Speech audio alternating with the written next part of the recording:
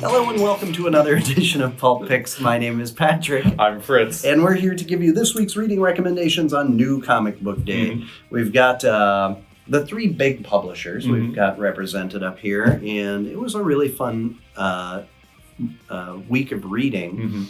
I've still got a handful that I've got to get through, but it was light on titles, but heavy on big hitters. Yeah. And we've got three big hitters up here right away, and one is a brand new issue. Yeah. So, obviously, if you've been reading comics the last year or so, you've seen all the different G.I. Joe minis Image has been putting out, part of the new Energon universe. And that all culminates this week in G.I. Joe #1, start of their new ongoing series featuring the full titular team, or at least this is the team so far. Yep. But team at launch. Yeah. So basically, the whole reason that the Joes come into existence in this universe is because of stuff going on in the Transformers book. Also, new issue out this week. Check it out; it's very good. But they're kind of put together because, hey, there's these weird robots that are running around causing all this havoc. People are dying, things are blowing up. We should put a team together to try and deal with that. What they don't know is that completely, under the radar is that Cobra has started becoming a thing. Yeah. Also connected to all the Transformers stuff because, as we've seen in Cobra Law, that's where Megatron was discovered, and they've been, experimenting on him. But, so Cobra Commander, he's got access to Energon. He's using it to kind of raise this, secret army to conquer the world, as he's wont to do. Mm-hmm. And this issue is kind of about how these two forces who really don't know anything about each other are starting to, finally come into contact. And it goes about as well as you think it would go when it happens. Yeah, and I really love how there are a lot of throwbacks to not only the animated series, but also the early comic book issues, in that essentially we're getting an operation where the Joes are having to protect a thing, and Cobra's going to try to steal it. The cool setup, though, as you just alluded to, is neither of them are aware of each other. Yeah. So it was super cool. There's little bits where Duke and Destro have met, but they don't really have any concept of what the other is up to. Yeah, organizationally they're unaware of each other. Yep. Yeah, and so half this issue is kind of the Joe team. They're still really figuring out how to be a team. They're not really quite good at it yet. Some of them kind of have worked with each other before and know each other. They're able to get along. And there's other people like Baroness, who is just there and kind of a jerk the entire time. There's a great bit where her and Stalker are just insulting each other in Russian, and it's great. I love it. I really like the makeup of this team. But I Cobra might have a cooler makeup right now. We'll say, always liked Duke. Have always loved Stalker. Clutch, I think, is underrated. They've got some good members here. Cover Girl and Baroness, and so it's fun. But the dynamic of Cobra, where Cobra Commander by force has assembled a team of people who really don't like each other, but they're all bringing something very deadly to this. I love the bit where Destro is hey, here's this new gun I made, and Cobra just points at him and she's not cool, man. Their whole interplay of just we're working together, but we kind of hate each other. Yeah. Which works, right? Yeah. I mean, that's kind of been the thing for a long time. Yeah, speaking of all the characters, so the team on this book is the same team that brought you the Duke miniseries last year. So we got Josh Williamson writing, we've got Tom Riley on art, and Jordan Belair on colors. And we were talking about this before. The use of colors in here in particular, how it'll be changed to specifically set the mood of a scene is so good. It's fantastic. And then obviously Riley, we talked about him on the Duke book, on the Ant-Man mini he did a couple years back. Dude makes everything look gorgeous. I love the redesigns for all the characters in particular. We talked about this when they first dropped this cover. This might be my favorite look for Cobra Commander. It's such a fun little twist on his usual look. I love how the folds on his jacket kind of look like a Cobra hood. And the red piping on there looks very cool. It's so beautiful. Yeah. But it's perfect jumping on point. talk about this whole time. Even if you haven't been reading the other minis, this is a good way to just kind of like hop in and be like, oh, you get everything laid out for you. Yeah. You don't have to have read the other minis, although if you need to, I think that we've got most of the graphic novels in stock right now. So related note, we also just got Volume 2 of the new Transformers series. Yes, so mini copies. Looks like we got a restock on Volume 1 again. Nice, very nice. Yeah, read this, check it out. Be ready for plenty of action. Lots of shoot, bang, bang, that's for sure. Yes. But speaking of something that looks like it's also got plenty of shoot, bang, bang. Well, more like punch, stab, crack, crack. I went with the Uncanny X-Men #5. So this wraps up the first story arc. This will be the end of the first trade paperback, I gotta think, unless they have some sort of small follow-up issue. But it's getting to be 5 issues. I think there's like going to be a little like interlude issue with like the New Kids before they jump into the crossover with the other X-Men title. But so we've picked this a number of times, and speaking of the New Kids, we've talked about how this has been one of the best introductions of new characters, and that it was done in the manner of classic X-Men adding new characters kind of thing, whether we're talking Giant Size #1 or New Mutants or Gen X. Yeah.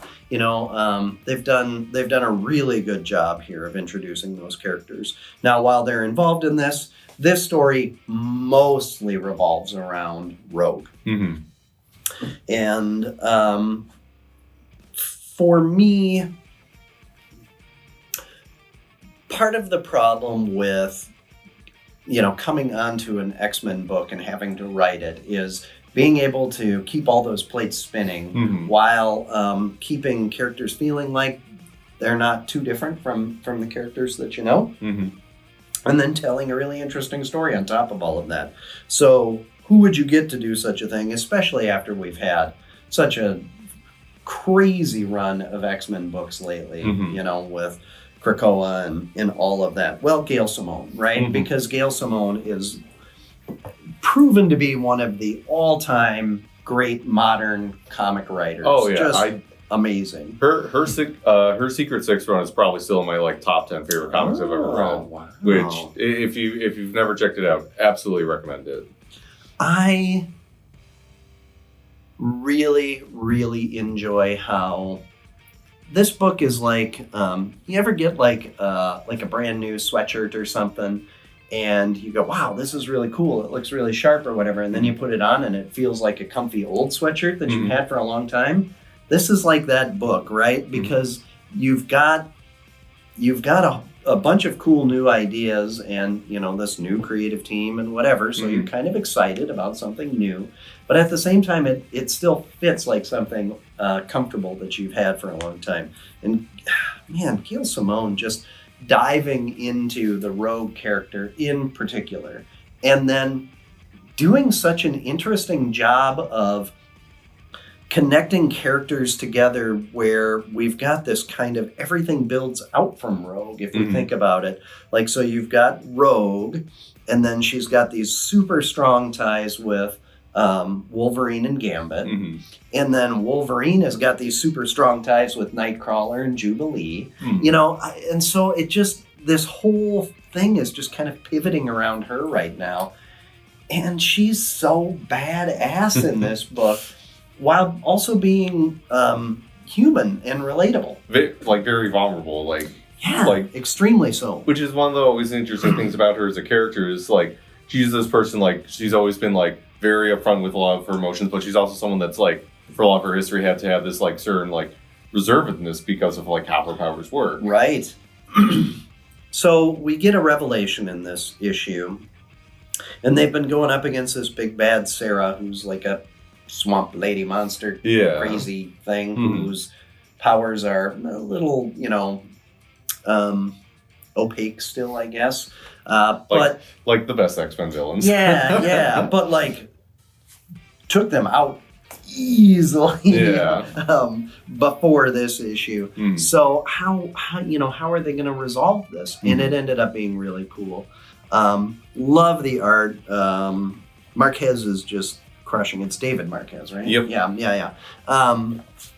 Just crushing it on this book, and it's such a great we've talked about this when other issues have been chosen. It's got that House X-Men style vibe to it, but it's also very modern, very powerful. And there are some scenes where Rogue is having this kind of soft, sweet interaction, and everything feels kind of, I don't know, warm and fuzzy, I guess. And then there are others where there's this horrific monster, and it just feels like so just excellently done. If you haven't been picking up this book yet, highly recommend. And I'm so happy to see Uncanny continuing to being, I think, just a very, very stable, solid, I don't know, pillar of the X titles that's out there right now. It's kind of awesome. Just awesome. So, all right, well, something new-ish. Yeah. That really, a lot of people were excited about it, but I think a lot of people were curious. And we had the previous issue up here. We weren't sure how people were going to react. Are people going to be upset that so many things are different in this book? Or are people going to accept it? And the number of people that I have said, like, wow, I was really surprised at how good issue number 1 was. Considering we sold out of it in a day. Oh, man, I'm so sorry. More coming. Yeah, actually, let me just grab something here. Might as well show this off, too. This cover is awesome. Yeah, so we've got Absolute Batman issue 2, but then also just as a little nice side add-on, we've got Absolute Batman issue 1, no R edition. We'll get into that here in a second. Yep. But let's talk about issue 2 here first. So, like, we've all seen books where, like, that first issue wows, and then, like, afterwards it just kind of, like, settles into, like, a rhythm, or just, like, kind of, like, loses the shine. Not happening yet. Still just, like, the whole opening of this where it's Alfred just going over to this, like, every time I think, like, he's, like, not going to be able to, like, beat him this time, he somehow finds a way. Like, I love how it's just kind of playing on, like, you think it's going to, like, slow down, and just like, no, it's just going to keep escalating. It's never going to let up. Yeah, so you've got Roman Sionis is running this group that he's calling, what are they? The party animals. The party animals. Yeah. I had animals. I couldn't get to party. And they're running around town wreaking havoc in Gotham. Jim Gordon is now laid up in the hospital. He's the mayor, not the chief of police. Maybe not for long, though, because his approval ratings aren't doing Shocking. great. There's an election in Gotham that is going to shake things up. That's never been a theme for them. But you've got Batman has arrived on the scene and is beating these guys up, and so you've got people are starting to form opinions about him. Some think he's just making things worse, he's causing it to escalate, and others think, like, he's fighting for us, we like Batman. Also, kind of a standard Gotham kind of theme, right? But we've got some major differences, like Batman's rogues gallery is actually his poker buddies. That entire scene is so fun. Like the bit where, like, the, like, Penguin has to keep, like, dancing around left and right, like, no, I'm not, like, involved in any criminal activities, like, because, like, Harvey's there and just like, man, I work at the DA's office, like, you can't say anything around me. Yeah. It's so good, but I think the dynamic that I like the best started in issue number 1, so if you read number 1, this is no spoiler. Alfred is a special forces guy who has been contracted to basically observe the party animals and not engage. Yeah. He's basically just, getting intel on them. Well, he has kind of against the direction of his superiors, who we have no idea who they are, has decided that, giving Batman a little nudge here, a little nudge there, a little bit of help allows him to get more reconnaissance done. Yeah. So he's following Batman, and we're getting his notes on Batman as he goes. Oh my gosh. Just his take on everything, and then how everything plays out has been so good. His narration is perfect because, like, as being, like, a special forces guy, he's able to, like, dig up this stuff. So, like, he's able to dole out information to the reader in a way that, like, we're not getting to learn too much about Bruce and Batman yet, but like we're just getting enough to be like, then like it makes it interesting, like the certain like things he does. Like there's a scene in here where Bruce goes and does something that kind of like takes him off guard, and he's like not sure what to make of it. And it's also like a very interesting twist on a big important part of Batman's mythos, and it's something they're definitely going to touch on again, I'm sure. But like for now, it's very much like, I wonder what that's about. Like it's a very much like a big dangling question mark that I'm very excited to see how they come back to it later. And everything about this, I mean, so Scott Snyder, right? Like, you know that he has got one of the most acclaimed and well-loved runs on Batman of anybody this century, I guess we can say, right? Yeah.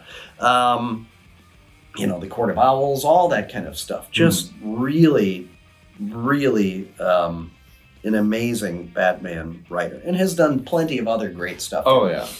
But to see him do a whole new take on this character, and then to see the chemistry that the whole creative team, writer, artist, colorist, everything comes together, and the finished product, it's just so far beyond my expectations. Because I was 50-50 on this. I was like, yeah, it'll be fun to see. I like a lot of the Elseworld stuff, so it'll be fun to see a different take. But like, are some of these things that we're kind of hearing that they were soliciting about the book, are they really going to make it more interesting? And it's like, well, it depends on how well it's written. And it is written extremely well. Also, again, we talked about it a lot with the first issue. Nick Dragotta's art is just amazing. Like, everything is gorgeous. I love during the opening fight scene where he just like clotheslines the guys with the cape, which if we've not talked about the design though, I know a lot of people were very iffy when it first came out, because like it is very much, everything is kind of a departure from a lot of the normal Batman aesthetic. Yeah. But one of my favorite things this entire time has been like these wings that have, they kind of played with this a bit in like other stuff like the movies and that, where he can like adjust the rigidity of them. So like sometimes he's able to like wrap them up around him, other times he's able to kind of have these little like bat arms, so he can just like, again, like just clothesline a guy and just like throw him into a wall. Like, so I after issue 1, I was like, okay, it's not bad, but I'm not really sold on it. There's a scene in here where he clings to a ceiling with them. Yeah, and I was like, sold. Yeah, that looks so freaking cool. It was so awesome. Yeah, no, like Dragotta like just absolutely nails it with all the design aspects. I love the looks of, like you mentioned, like a lot of his like normally rogues gallery show up. Their looks here. I don't know what, there's something about how the Penguin looks in this that just like really clicked for me for some reason. Yeah, the wah thing is great too. And I don't know, there's, if you've ever done any studying into like design aesthetics and stuff like that, especially for like everyday functional items, like say automobiles or something, when they're trying to figure out like the form and function of it, I'm getting that kind of vibe, like even just on this cover of number 2, when you're looking at the way that the ears kind of meld into the helmet, that he's got these little kind of armored spiky platey things, and the spikes on his forearms there. It is just so well done. And I know that a lot of people are like, why is Batman so huge? He's like gargantuan in this book. Well, it works, like, and I think part of that is the scale of his wings and his equipment and the ears and everything. It all just kind of comes together. I will say, there's that one scene where he's like typing at a computer. He just looks kind of funny because he's so big next to it. Just like it was kind of like a giant Warner Brothers cartoon character tapping at a. This is definitely going to be the thumbnail. Yeah. But no, issue 2, fantastic. Well, with the Noir edition, so I think we talked about before, there were leaks for issue 1 where it was just kind of like the black and white version. Yeah. And that's what this is. This is issue 1, but they took out all the ads and just have it just black and white, none of the coloring, which I think we talked about. The coloring, Frank Martin, I believe, is the colorist on the book. Oh, yeah. He is absolutely spectacular, continues to be so. But there's just something about getting to see just like the pencil and ink version here that is its own delight. Like, it's still absolutely gorgeous in its own way. I kind of hope they do issue number 2 with it as well, because while I really love the yellow and the gray in here, I really want to see this in a black and white. Oh, yeah. Also. That'd be super cool. Yeah. And it's straight black and white. It's not silver tone or something like that. It is just straight up black and white. So very cool. Now that's a way, if you missed out on issue number 1, to be able to get a copy of issue number 1. We also have third printings on order. So if you prefer the colorized version, third printing will be that. But is that next week that comes out? I think it's either next week or the week after. Okay. I think it's next. I don't know. I did the final order cutoff for it, and we've got plenty coming. So. Yeah. But no, that again, if you aren't reading the Absolute books, definitely get signed up for them, because as you can see, we keep selling out of them. We sold out Superman last week. We sold out. I think we've got 1 copy of Absolute. No. Is that? No? Yeah. All right. No. Yeah. All the normal copies sold. All the variant copies sold. Wow. Yeah. No. All the Absolute books keep selling out. So if you do want to get any of them, please let us know so we can get you down for them. Because if you're just waiting to come into the store, can't really guarantee anything for you. Yeah. It'll take a couple issues for us to be able to catch up. So get on early. Don't be that guy or gal coming to the wall hoping that it's going to be there. I mean, we're almost a year into the Ultimate books, and we're still frequently running out of some of those. Yeah. Well, I mean, yeah. Speaking of which, honorable mentions this week. New issue of Ultimate X-Men is in. As the cover will likely suggest, we get a nice confrontation between Maystorm and Surge here. This series almost made it up here. This current arc is really heating up. A lot of anti-mutant sentiments rising to the surface. The Children of the Atom cult is kind of in a weird situation, just do we escalate? Do we wait for someone else to escalate?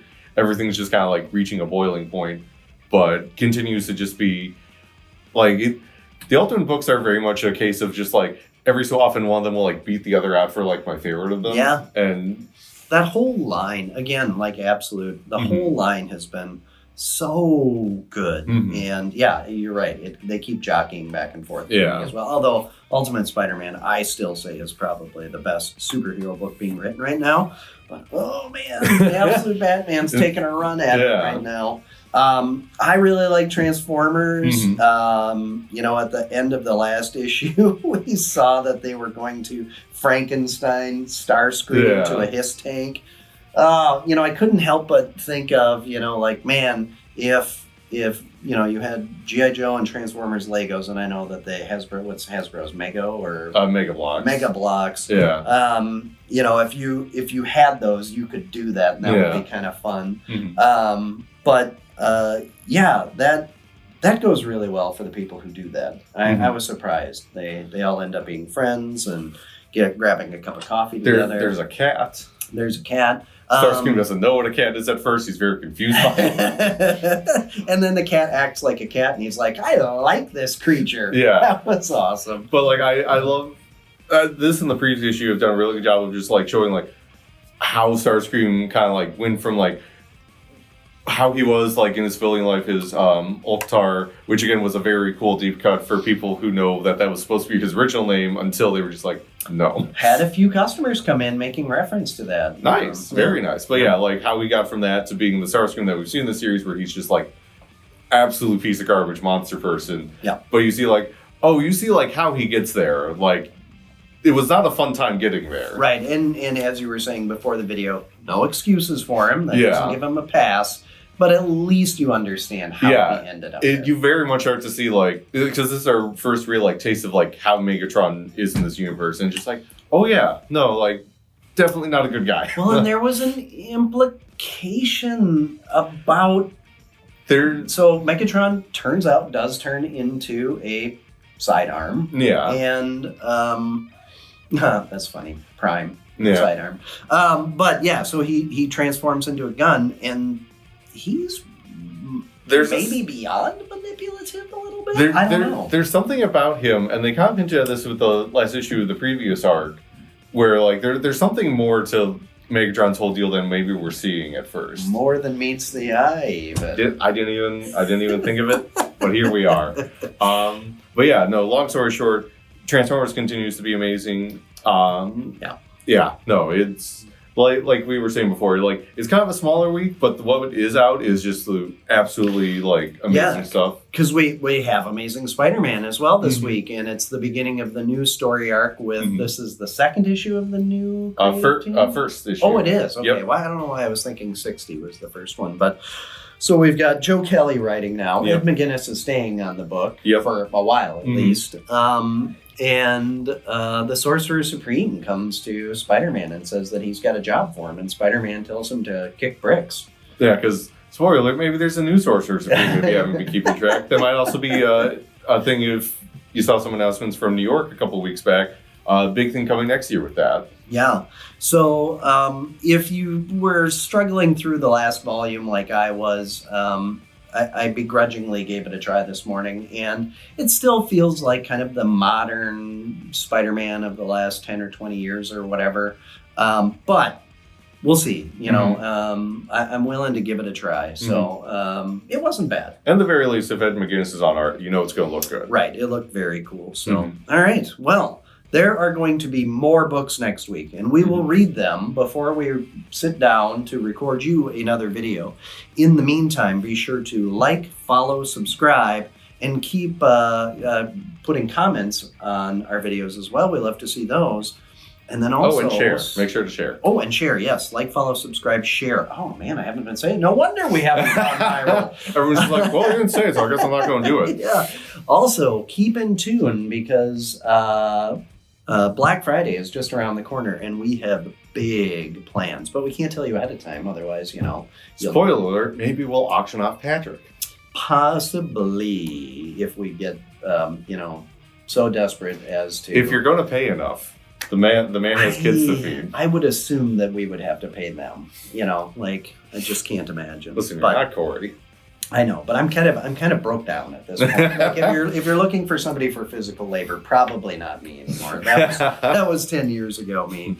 But so we will be back next week with more reading recommendations, and until then, enjoy the reading.